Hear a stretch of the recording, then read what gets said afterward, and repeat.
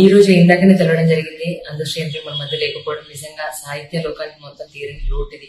తెలంగాణ రాష్ట్రానికి కూడా కవులకి, కళాకారులకి, మాలాంటి కళాకారులకి ఎంతో మందికి తీరని లోటు. నిజంగా ఎంతో అనుబంధం ఉంది తెలంగాణ ఉద్యమం నుంచి మొదలు పెడితే ఇప్పటి వరకు.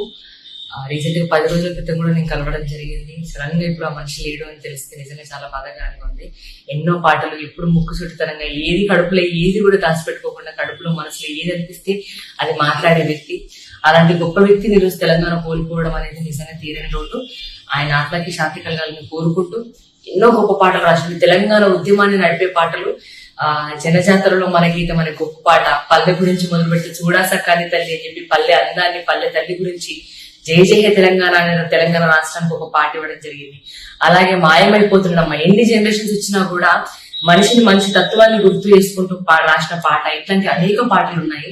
సో అంత గొప్ప వ్యక్తిని తెలంగాణ రాష్ట్రం కోల్పోవడం అనేది నిజంగా తీరని లోటు.